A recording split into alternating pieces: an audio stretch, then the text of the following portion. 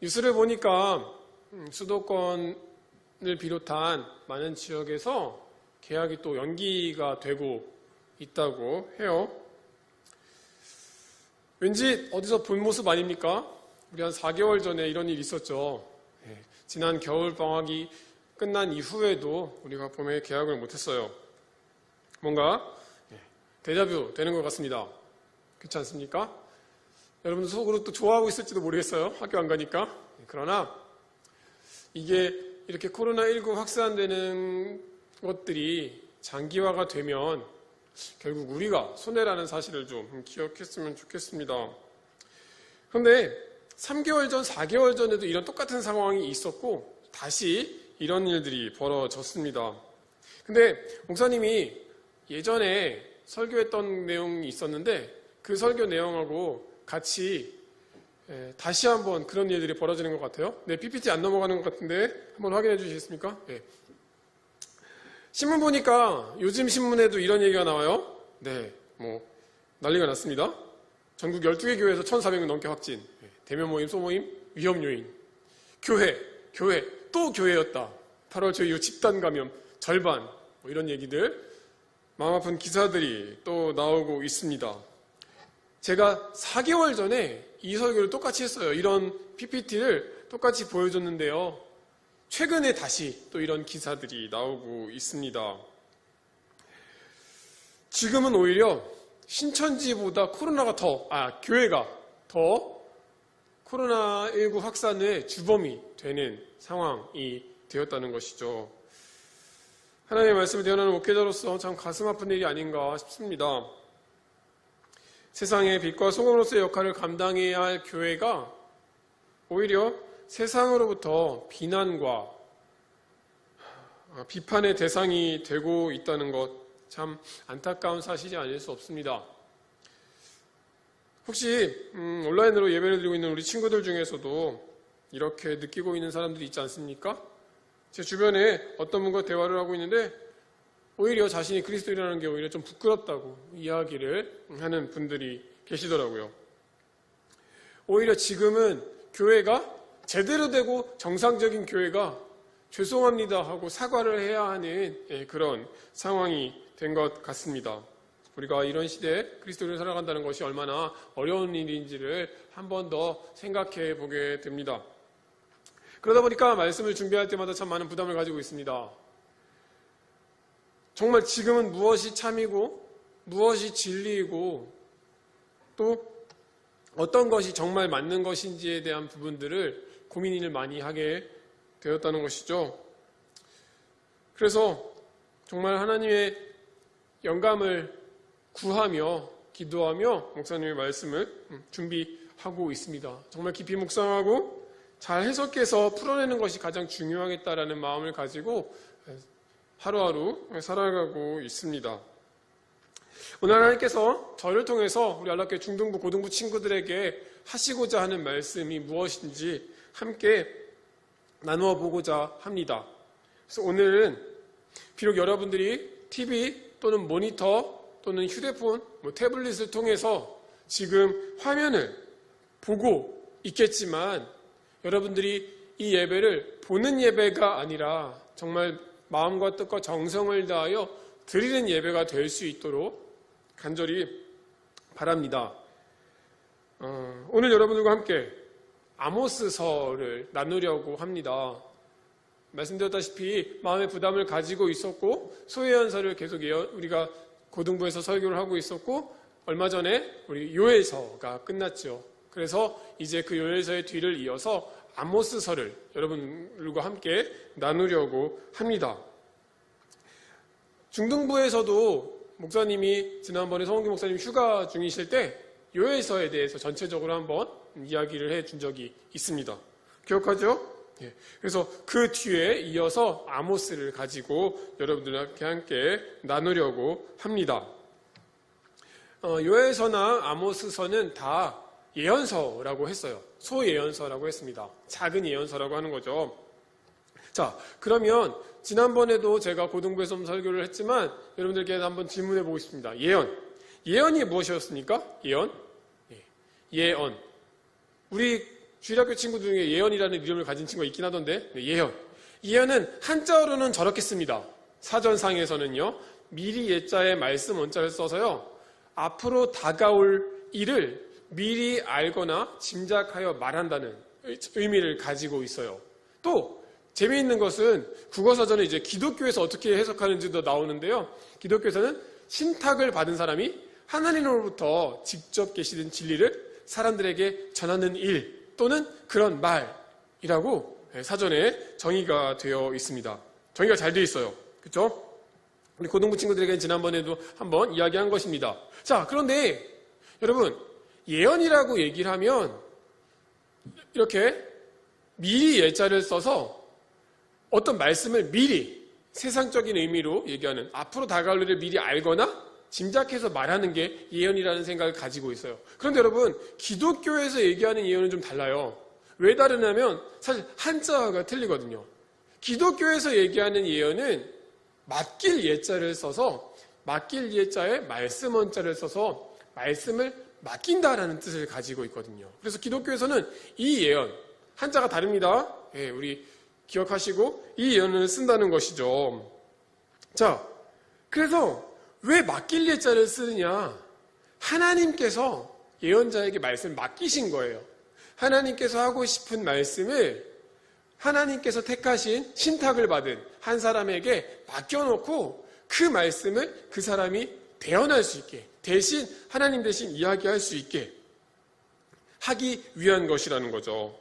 그래서 이제 예언자들은 하나님의 말씀을 선포합니다. 그게 좋은 이야기든 나쁜 이야기든 그 예언을 하게 되는 것이죠. 그렇다고 여러분, 예언자들이 선포한 예언 중에 앞으로 일어날 일이 없는 건 아니에요. 비록 맡길 예자를 쓰긴 했지만 하나님께서는 이제 앞으로 일어날 일에 대한 얘기들을 맡기셨기 때문에 앞으로 일어날 일들도 있습니다. 그래서 하나님께서 이 말씀 이렇게 선포하면서 내게 이런 말씀을 주셨으니 이 말씀대로 앞으로 우리는 이런 일이 벌어질 수 있으니까 지금 하나님의 말씀을 들어야 합니다라는 선포를 가지고 이야기를 하게 되는 것이죠. 이것이 예언자의 일이었습니다. 그래서 지난번에 봤던 요엘 선지자도, 요엘 예언자 요엘도, 또 오늘부터 볼 아모스 예언자도 이런 역할들을 하게 된다는 것이죠. 그런데 사람들은요, 앞으로 살아갈 날들을 되게 궁금해합니다. 그렇지 않습니까? 여러분들은 5년 후에 여러분들의 모습, 10년 후에 여러분들의 모습이 궁금하지 않습니까? 네, 궁금하죠. 그래서 요즘같이 사회가 혼란스럽거나 경제가 어려울 때 가장 잘 되는 집 중에 하나가 바로 점집이래요. 점집. 연락동 엄청 많지 않습니까? 네. 점쟁이들한테 찾아가서 앞으로 어떻게 될지를 물어보는 거예요. 그러다 보니까 점집이 되게 잘 된다고 합니다. 사람들이 불안하니까 그래도 알고 싶은 거야, 미래가. 그래서 그런 일들을 많이 자행을 하고 있는데요. 더 안타까운 사실은 교회 다니시는 분들도 많이 간다는 거죠. 제 주변에도 몇 분 계세요. 네. 참 마음이 아픈 상황이 아닌가 싶습니다. 어쨌든 하나님을 믿는 사람들이라면 이 세상 가운데 좀 불안하고 두려움이 있더라도 하나님 앞에 기도함으로 하나님께서 이끌어주시는 그 인도하심을 믿고 나아갈 수 있는 믿음이 정말 필요하지 않을까 싶습니다. 지난번에 선포했던 예언자 요엘이 얘기했던 건 어떤 거였습니까? 요엘은 어떤 이야기를 했죠?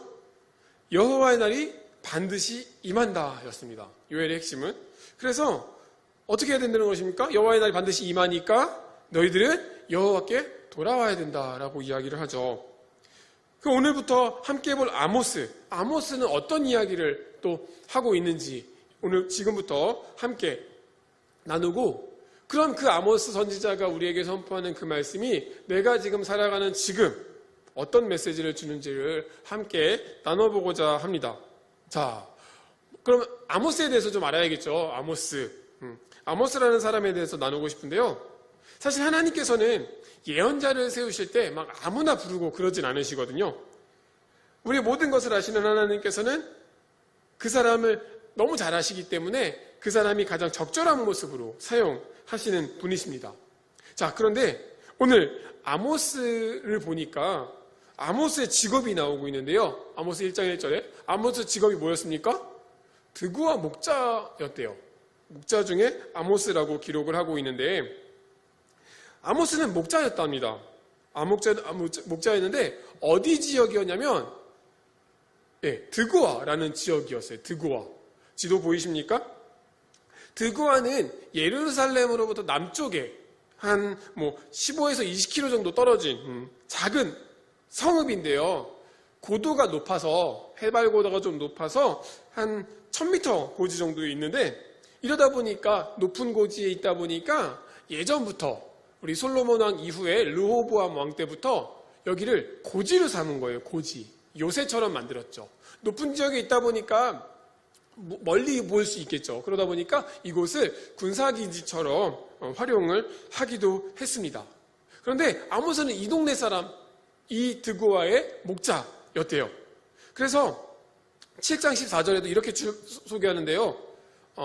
나는 목자요? 뽕나무를 재배하는 자다라고 얘기하면서 자기는 선지자는 아니고 나는 사실 목자다. 나는 농업하는 사람이다. 라고 이야기를 하고 있는 것입니다. 자, 재밌는 일은요. 하나님께서 세운 예언자가 하나님의 말씀을 맡긴 사람이 되게 유식한 엘리트나 아니면 좀 대단한 어떤 지도자가 아니라 목자였어요. 뽕나무 재배하는 농업을 담당하는 사람이었다는 것입니다. 근데 재밌는 건 아모스는 또 그 하나님의 말씀에 순종을 했다는 게 놀라운 일이에요. 아모스에 대한 이야기들을 많이 하고 있는데 아모스가 정말 가난한 농부 이런 것보다는 그래도 어느 정도 평범하지만 자신의 그 농장을 가지고 있고 양도 가지고 있으면서 여기저기 양을 데리고 다니면서 목축도 하고 또 뽕나무를 재배해서 그 재배한 것들을 다른 지역으로 판매하는 일을 감당한 사람이었기 때문에 여기저기 많은 지역을 다녔을 것이다. 그래서 하나님께서는 많은 지역을 다닐 수 있는 드고아 목자 아모스를 예언자로 세우신 것이다 라고 주장하는 학자들이 있습니다. 어쨌든 평범했던 목자 아모스를 하나님께서 예언자로 세우셨어요. 자, 근데 재밌는 건요. 앞에 1장 1절에서 얘기했던 이 목자라는 단어하고 7장 14절에서 얘기하는 목자라는 단어가 히브리어 원어를 보면 달라요. 우리나라 말은 다 목자라고 번역을 했는데 1장 1절의 목자는 노케드라는 단어를 쓰고요. 7장 14절에서는 보케르라는 단어를 쓴대요. 노케드, 보케르. 다르죠? 근데 억지로 어떤 사람들은 비슷하지 않아? 이렇게 얘기하시는 분들도 계시는데 학자들이 이것을 가지고 여러 가지 주장을 펼쳐요. 그런데 이 두 단어의 뜻이 결국은 양떼를 돌본다라는 의미를 가진 단어이다 보니까 결국 아모스가 양을 치는 일을 한 것은 맞는 것 같고 목자라고 번역한 표현도 다르지는 않을 것이라는 얘기인 거죠. 어쨌든 지극히 평범하게 뽕나무를 재배하면서 양을 쳤던 목자 아모스, 그 아모스를 하나님께서는 부르시고 예언자로 세우셨다는 사실이 정말 중요한 것임을 기억하시고요. 아모스는 그런 사람이었구나, 정말 평범한 사람이었구나 라는 부분들을 먼저 생각해 보면 좋겠습니다. 자, 더 놀라운 사실은요. 아까 지도를 보여드렸지만 아모스는요. 지도상으로 봐도 드고아 지역, 남쪽이잖아요. 남쪽은 남유다의 땅이었습니다. 아모스는 남유다 사람이었어요. 자, 그런데 아모스가 하나님의 말씀을 선포하고 있는 지역은 북이스라엘이에요. 그러니까 무슨 말이냐면 자기는 남유다 출신인데 하나님께서 맡기신 그 말씀을 가지고 어디 가서 전했냐? 저 북쪽에 있는 이스라엘에서 전했다는 거예요. 더 쉽게 얘기하면 우리나라 지금 남과 북이 좀 분단 상황 아닙니까? 휴전 상황이고 우리나라 남한 출신의 예언자가 저 북한 가가지고 하나님의 말씀을 선포하는 것과 비슷한 맥락으로 보시면 돼요. 자, 여러분 이게 과연 쉬울까요? 이 쉽지 않은 상황을 목자였던 아모스는 실천을 했다는 것이죠. 그래서 아모스가 정말 대단한 예언자라고 할 수 있을 것입니다. 자, 그러면 이 아모스가 남유다의 목자 출신, 평범한 농부 출신의 이 아모스가 그럼 과연 이스라엘에서 어떤 말씀을 선포했는지 함께 살펴보려고 하는데요. 이를 위해서 시대적인 배경을 좀 알아야 될 것 같아요. 오늘 제가 여러 가지 얘기를 많이 나누겠지만 오늘 첫 시간이다 보니까 객관적인 이야기를 좀 많이 할 거예요. 먼저 그러면 아모스가 남유다 사람이 북이스라엘 가서 선포를 하고 있는데 그럼 그때 무슨 상황이었길래 하나님께서 이렇게 평범한 농부를 부르셨을까라는 부분에 대해서 얘기를 한번 나눠보겠습니다. 자, 아모스 1장 1절은요. 요엘과 달리 되게 구체적으로 시기를 지정해주고 있습니다. 언제였대요? 유다왕 우시야 시대였대요. 유다왕 우시야 시대. 유다왕 우시야 시대는 아마 주전 8세기 중엽, 그러니까 BC 790년 전후에서 740년 전후 정도로 생각을 해요. 학자들마다 연도는 다를 수 있어요. 그리고 여러분들이 검색을 해봐도 연도가 많이 달라요. 그러나 기껏해 한 10년 정도 차이가 좀 나거든요. 그건 워낙 오래된 일이기 때문에 정확한 연도를 찾을 수 없어서 그런 건데 어쨌든 이 8세기 중엽에 남유다의 10번째 왕이 우시야였습니다. 그 시대에 드고아 출신 아모스가 선포를 했다는 거예요. 그리고 또 유다는 우시야 시대였는데 이스라엘은 누구 시대였대요? 요아스의 아들 여로보암의 시대였대요. 자, 또 여기서 여로보암. 여로보암은요, 역시 주전 8세기 중엽의 사람인데요. 북이스라엘의 13번째 왕입니다. 재밌는 건 여러분, 여로보암이라는 이름이 북이스라엘에서 2번이 나와요. 그래서 첫 번째, 솔로몬 이후에 르호보암 시대에 남유다와 북이스라엘을 분리시켰던 여로보암이 있고요. 오늘 여기서 얘기하는 여로보암은 여로보암 2세예요. 그러니까 여로보암의 후손이라고도 할 수 있는데 시대가 지난 13번째 왕이 여로보암 2세를 여기서 이야기하는 것입니다.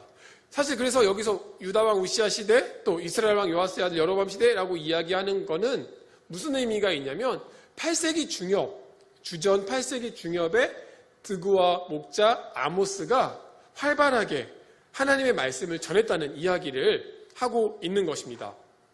자, 그 드고아 목자 아모스가 이스라엘에 대해서 이상으로 받은 말씀을 이제 선포하겠다라는 이야기를 하고 있는 것입니다. 자, 그러면 이 사람들, 이 시대가 어떤 시대였길래 남유다 출신인 아모스가 굳이 북이스라엘까지 가서 이야기를 했을까? 이때는요, 시기적으로 정말 잘 사는 시대였습니다. 이스라엘, 특히 남유다 말고 북이스라엘에서는요, 이 시대가 사회적으로, 경제적으로 엄청난 번영을 누리던 시대였다고 합니다. 지도를 보면, 제가 지도를 하나 띄워냈는데요, 유다 땅하고 저 이스라엘 땅 이렇게 경계선이 보이십니까? 예, 여러분들 보일 수 있을 텐데 보면 이스라엘이 좀 더 큰 시기였어요. 이때는 사실 이때 원래 북이스라엘은요 저 북동쪽에 있는 아람, 시리아라고도 하는 아람 땅의 침략을 많이 받았거든요. 그렇기 때문에 늘 이제 침략을 받아오고 여러 가지 어려움들이 많이 있었어요. 그런데 이때 때마침 그 여로보암이 다스리던 시대에 무슨 일이 있었냐면 아람이 패망을 했어요. 누구한테? 아수르한테. 신흥강국 아수르가 그 북이스라엘의 위쪽에 있었던 아람을 친 거예요. 그러니까 북이스라엘 입장에서는 적이 없어진 거죠. 주적이 없어지다 보니까 이때다 싶어서 땅을 조금씩 넓히기 시작했습니다. 그러면서 또 그 시대에 아람을 쳤던 아수르도 잠깐 세력이 약화되는 시기가 찾아왔어요. 그러다 보니까 이제 이스라엘은 남쪽은 남유다가 있긴 하지만 북쪽의 주적들이 다 약화된 상황이니까 조금씩 세력을 확장해 나가기 시작한 것이죠. 그래서 우리가 보는 열왕기 하 14장 25절에는 이렇게 기록하는데요. 이스라엘 하나님 여호와께서 그전 가듬 헤벨 아메떼 아들 선지자 요나를 통해서 하신 말씀과 같이 여로보암이 이스라엘 영토를 회복하되 하맛 어귀에서부터 아라바 바다까지 하였으니 라고 기록을 하고 있는데, 이 지역은 뭐냐면 북이스라엘에서 가장 넓은 지역을 타지했다고 하는 시대였던 거예요. 그래서 지도를 보면 이제 하맛이라는 지역이 맨 위에 있잖아요. 그러니까 하맛 어귀까지, 하맛이라는 땅 근처까지 갔다 그러고, 남쪽은 아라바 바다, 물론 남유다의 땅이었긴 하지만 아라바 바다까지 여로보암 시대에 그 영향이 미쳤다고 이야기를 하는 것이죠. 이러다 보니까 땅은 확장됐어요. 경제가 활성화되고 있습니다. 또 지역적으로 무역이 활발해지기 시작하죠. 무역이 확장되면서 경제는 활성화되고 이스라엘에는 적도 없어지는 평화의 시대가 찾아오게 됩니다. 여러분, 평화가 찾아오면 좋죠. 힘이 강할 때는 평화가 찾아오면 좋습니다. 그런데 가장 큰 문제가 있어요. 몸이 편해지고 마음이 편해지고 먹고만 살 게 풍족해지면 우리는 어떻게 됩니까? 하나님으로부터 멀어지게 됩니다. 그래서 사실 북이스라엘의 역사를 보면 주전 8세기 중엽 정도에는 엄청나게 북극 강병을 이뤘지만 영적으로는 피폐해지기 시작합니다. 하나님 보시기에 좋지 않은 시대가 된다는 것이에요. 그래서 소수의 권력자들이 가난한 자들의 재산을 착취하면서 부익부 빈익빈은 심화되었고, 많은 사람들, 평민들, 서민들은 혼란에 빠지기 시작했다는 것입니다. 그래서 아모스가 이스라엘에 대해서 선포할 때 이런 선포를 해요. 아모스 2장 6절에 7절 말씀 보니까 뭐라고 하냐면, 내 주가 선고한다. 이스라엘의 지은 서너 가지 죄를 내가 용서하지 않겠다. 뭐요? 그들이 돈을 받고 의로운 사람을 팔고 신 한 켤레 값에 빈민을 팔았다라고 얘기합니다. 또 힘없는 사람들의 머리를 흙먼지 속에 쳐 넣어서 짓밟고 힘약한 사람들의 길을 굽게 하였다라고 얘기합니다. 여러분, 상상이 되십니까? 빈민들은 인간 취급을 못 받았던 거예요. 신발 한 켤레 값보다 못한 값으로 사람을 사고 팔았대요. 자, 여러분, 요즘 10만 원, 아무리 비싸도 10만 원 정도 하잖아요? 여러분의 10만 원보다 못한 값으로 판다고 하면 여러분들은 납득할 수 있겠습니까? 이런 시대였대요. 자, 심지어 정의가 없고 불의가 없었던 시대였어요. 불의한 시대였어요. 불평등한 시대였죠. 그리고 7절에서 아까 얘기한 것처럼 아버지와 아들이 같은 여자에게 드나들었답니다. 무슨 얘기예요? 성적인 타락을 이야기하는 거예요. 얼마나 문란해졌는지. 중고등부 설교이기 때문에 더 이상 못하겠습니다. 어쨌든 하나님의 그 거룩한 이름을 더럽혔다고 이야기를 합니다. 이뿐 아니에요. 또 있습니다. 아모스 4장에 넘어가 보니까 영적인 부분을 얘기하고 있는데요. 이렇게 얘기합니다. 너희는 베델로 몰려가서 죄를 지어라. 길갈로 들어가서 더욱더 죄를 지어라. 너희들이 아침마다 희생제물을 바치고 사흘마다 11조를 바쳐보아라. 누룩 넣은 빵을 감사제물로 불살라 바치고 큰 소리로 알리면서 자원예물을 드려보아라. 이스라엘 자손아, 바로 이런 것들이 너희가 좋아하는 것 아니냐? 라고 하나님께서 말씀하셨대요. 여러분, 이거 잘 들으셔야 돼요. 반어법이에요. 반어법. 우리 중등부 친구들 반어법 알아요? 반어법?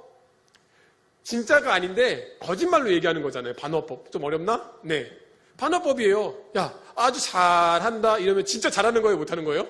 못하는 거죠. 그 얘기인 거예요. 야, 너희들 그래 죄 계속 지으면서 야, 나한테 희생제물 바치고 11조 바치지? 야, 그러면서 너희들 돌아서면 어떻게? 죄 짓고 나는 깨끗하다고 하고 그렇게 하고 있는 너희들 참 가증스럽구나 라는 이야기를 우리 하나님께서 하고 있는 것입니다. 온갖 죄는 다 범하면서 스스로는 감사제물도 드리고 희생제물도 드리고 11조를 드리면서 나는 거룩한 척 다 한다는 거죠. 이 모습이 하나님 보시기에 악한 모습이었다는 것입니다. 지금 여러분 정말 죄송하지만 거룩한 척 다 하면서 나 교회 다니는 사람으로 그리스도인으로 나는 정말 거룩해 라고 하면서 뒤로 딴짓하고 하는 사람들이 얼마나 많습니까? 얼마 전에 제가 그런 얘기를 했죠?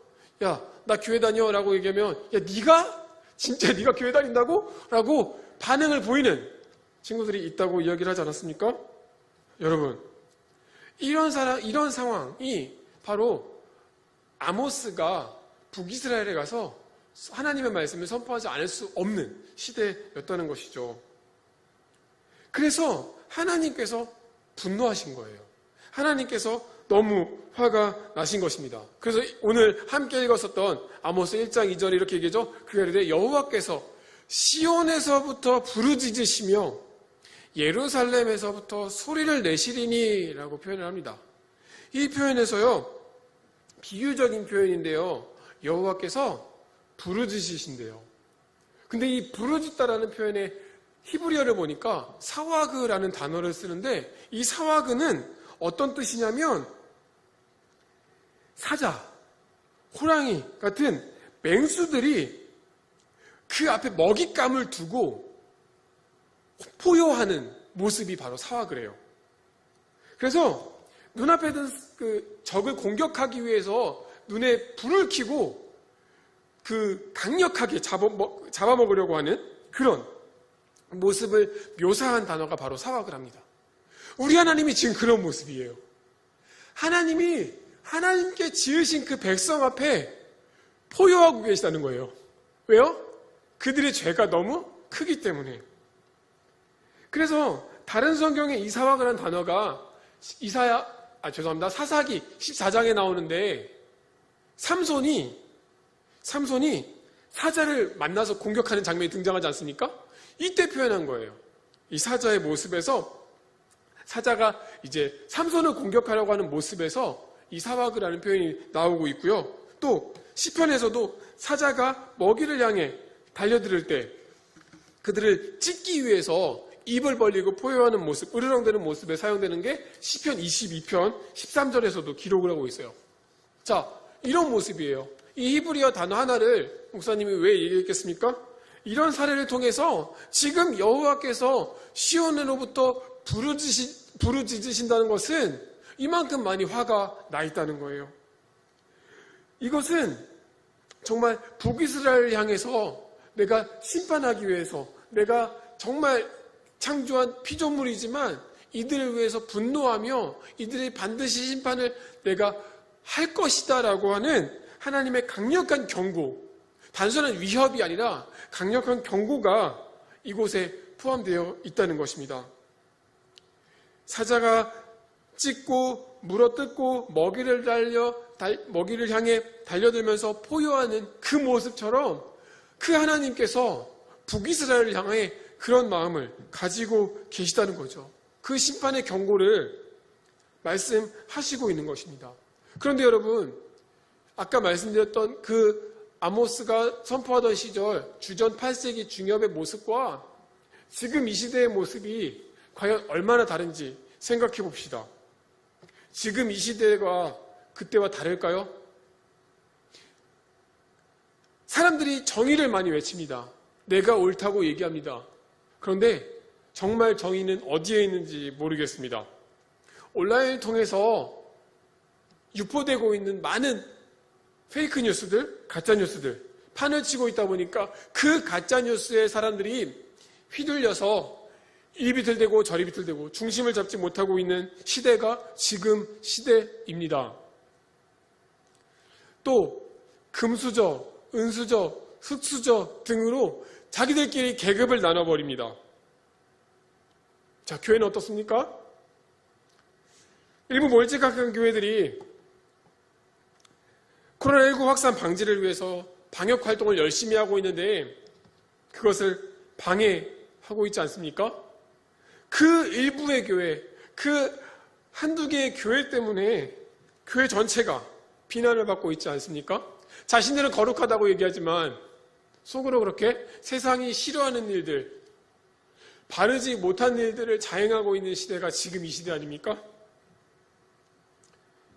또 차별금지법이라는 이름으로 평등에 대한 부분들을 강조하며 인권을 강조하지만 그 이면에 있는 성적인 문란함을 인정하려고 하고 있는 법들이 자꾸 발휘되려 하고 있는 시대입니다. 우리 중등부 친구들 무슨 얘기인지 이해됩니까?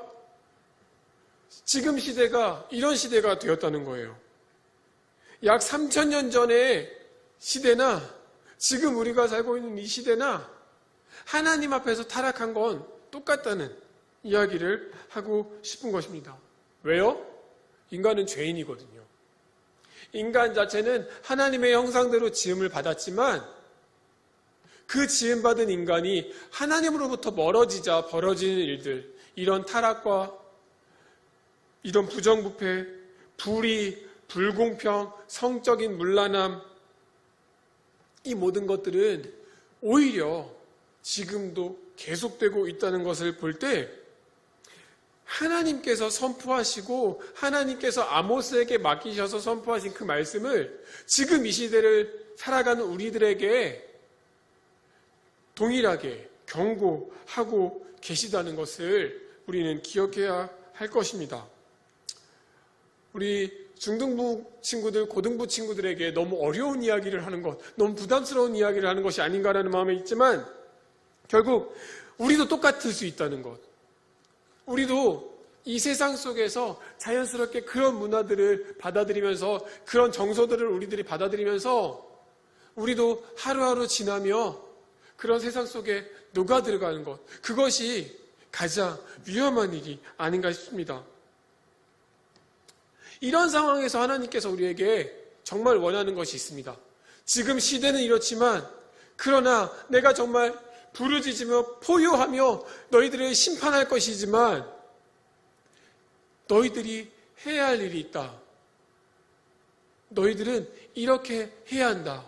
무엇을 해야 하느냐? 성경의 말씀대로 해라 라고 말씀을 하시는 거죠. 그래서 아모스 5장 4절에 이렇게 말씀하십니다. 여호와께서 이스라엘 족속에게 이와 같이 말씀하시기를 너희는 나를 찾으라. 그리하면 살리라. 하나님께서 심판하시겠다고 경고하시고 말씀하셨지만 대안도 말씀해 주셨어요. 어떻게 해요? 나를 찾으라고요. 그리하면 살리라고 말씀하십니다. 또 아모스 5장 14절에서 이렇게 표현합니다. 너희는 살려면 선을 구하고 악을 구하지 말라 라고 얘기합니다. 만군의 하나님 여호와께서 너희의 말과 같이 너희를 함께 하시리라 라고 말씀하십니다. 너희는 악을 미워하고 선을 사랑하며 성문에서 정의를 세우라고 명령하십니다. 그럴 때 하나님께서 우리를 긍휼히 여기셔서 불쌍히 여겨주셔서 우리를 구원하시겠다고 명확하게 약속하고 계시다는 거예요. 여러분, 지금 이 시대에 우리가 해야 할 것은요, 여러 가지 중요한 일도 많이 있겠지만 우리 마음이 하나님을 먼저 찾아야 합니다. 요엘서에서 얘기한 것처럼 여호와께 돌아오라고 얘기했던 요엘서의 그 선포처럼 우리는 하나님을 찾아야 한다고 아모스 선지자가 우리에게 선포하고 있는 것입니다. 사랑하는 우리 안락교회 중등부, 고등부 친구들, 하나님께서 정말 평범한 농부였던 아모스를 부르셔서 아모스를 통해 말씀하시고 싶으셨던 것은요, 풍요롭고 부족함 없는 시대를 살아가면서도 정치 지도자들은 물론 종교 지도자들까지 타락해서 하나님을 믿는다고 하면서 그들의 행동은 자기 마음대로 했던 그 모습들을 경고하고 있는 것입니다. 그러기 위해서 오히려 평민이 더 인정받을 수 있었기 때문일지도 모르겠습니다. 사회적으로 안정이 되고 경제적인 번영을 허락하신 분이 하나님이시라는 사실을 잊은 채 교만하고 자만에 빠졌던, 또 스스로 죄를 짓고 있는지도 몰랐던 그 사람들을 향해서 하나님의 심판이 있을 것이라고 경고하는 그 하나님의 메시지, 그 메시지를 우리가 기억해야 할 것입니다. 얼마나 심각했으면 하나님께서 부르짖으셨을까요? 여러분, 지금 우리도 잘 먹고 잘 살고 있습니다. 물론 장기화된 코로나 때문에 어려움이 있으신 분들이 많이 계시다는 것도 압니다. 그렇지만 또 그런 분들은 정말 그런 상황 가운데 하나님께서 새롭게 이끄시고 인도하실 부분들이 있고, 또 타락한 사람들을 향해서 말씀하시는 것들이 있다는 것을 기억하십시오.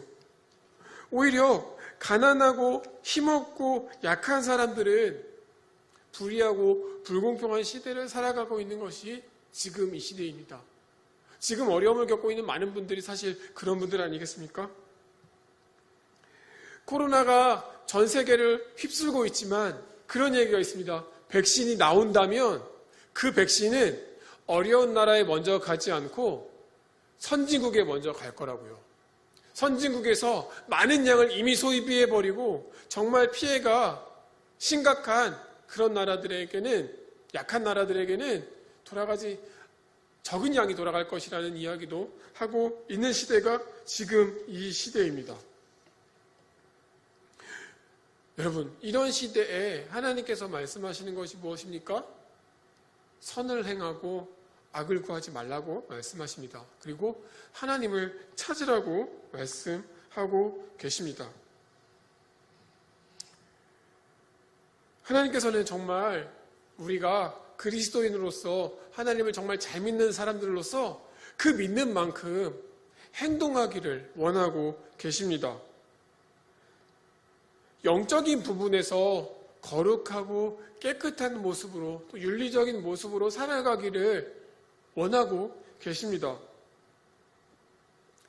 아직 어리다고 우리 친구들이 아직 중학생, 고등학생밖에 되지 않은 어린 미성년자라고 이 말씀이 내게 아무 의미가 없습니다라고 생각하지 말고 여러분들 삶의 모습에서 정말 그리스도인으로서의 모습을 가지고 있는지 한번 돌이켜보고 생각해 보실 수 있기를 원합니다. 앞으로 아모스를 계속 볼 텐데요. 아모스를 통해서 하나님의 심판의 원인이 무엇인지를 알고 깨닫고 내가 스스로 변화됨으로써 하나님께 돌아갈 수 있는, 또 하나님을 찾을 수 있는 저와 여러분들이 되기를 우리 하나님께서 간절히 원하고 계십니다. 이 사실을 믿고 스스로 돌이킬 수 있는 저와 여러분들이시기를 간절히 원합니다. 기도하겠습니다.